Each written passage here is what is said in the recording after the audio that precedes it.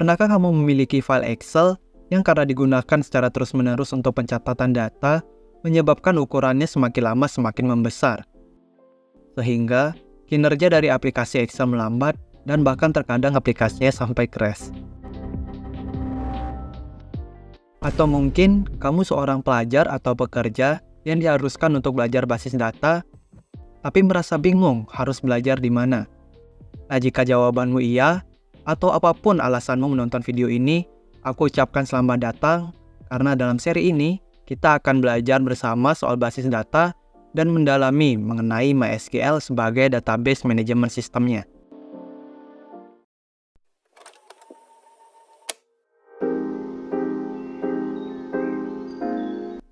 MySQL, atau ada juga yang menyebutnya dengan MySQL, adalah salah satu dari database manajemen sistem yang paling populer di dunia dan akan menjadi fokus kita dalam seri ini. Mengapa saya menyebutnya populer? Karena dalam survei yang dilakukan oleh Stack Overflow pada tahun 2023 kemarin, MySQL menduduki posisi puncak sebagai database manajemen sistem yang paling sering dipelajari dan bahkan meraih posisi kedua sebagai database manajemen sistem yang paling banyak digunakan oleh para developer profesional. Mungkin beberapa dari kalian masih belum mengetahui apa itu database manajemen sistem atau yang biasa disingkat dengan DBMS.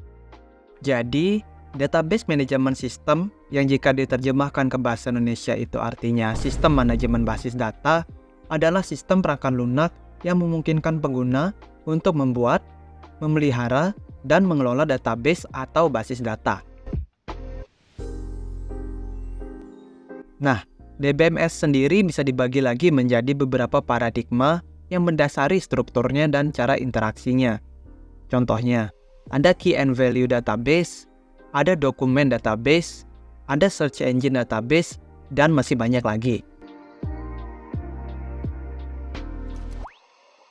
Nah, MySQL sendiri termasuk dalam kategori Relational Database Management System atau yang biasa disingkat sebagai RDBMS. Ini berarti database jenis ini menyimpan data dalam bentuk tabel yang terdiri dari baris dan juga kolom. Selain itu, setiap tabel biasanya memiliki keterkaitan atau relasi dengan tabel lainnya. Inilah mengapa MySQL disebut sebagai Relational Database Management System, karena tabel-tabel di dalamnya biasanya saling berelasi. Nah, untuk mengirimkan sebuah perintah atau yang biasa disebut dengan query ke database management system, MySQL menggunakan bahasa query yang disebut dengan SQL atau Structured Query Language. Jadi, dengan menggunakan SQL, kita bisa melakukan banyak hal, seperti meminta MySQL untuk membuat database, tabel, atau menampilkan data, dan masih banyak lagi, yang dimana semuanya akan kita bahas satu persatu di video kedepannya. Karena penyimpanan data dalam bentuk tabel, ini membuat MySQL lebih mudah dipelajari dan juga dimengerti, karena kita sendiri sudah cukup familiar dengan menyimpan data dalam bentuk tabel. Contohnya dalam Excel atau pada buku tulis secara manual.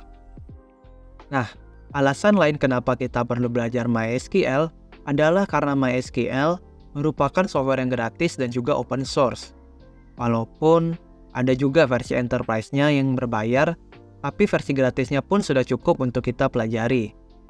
Selain itu, MySQL juga biasanya sudah disupport oleh berbagai macam hosting dan juga berbagai macam bahasa pemrograman.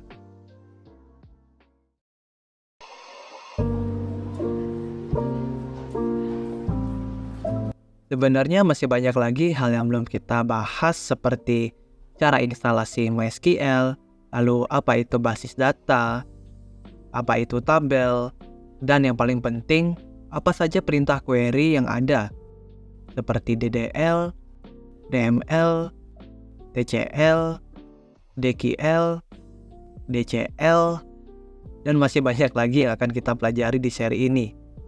Jadi, karena ini adalah video pengenalan, mungkin juga kalian nggak akan langsung mengerti soal apa itu MySQL. Dan itu wajar aja, mengingat durasi video ini yang cukup singkat. Jadi saranku, tetap ikutin aja seri ini karena seiring berjalannya waktu, pasti kalian akan mulai mengerti tentang bagaimana cara menggunakan MySQL. Oke, mungkin cukup segitu aja untuk video kali ini.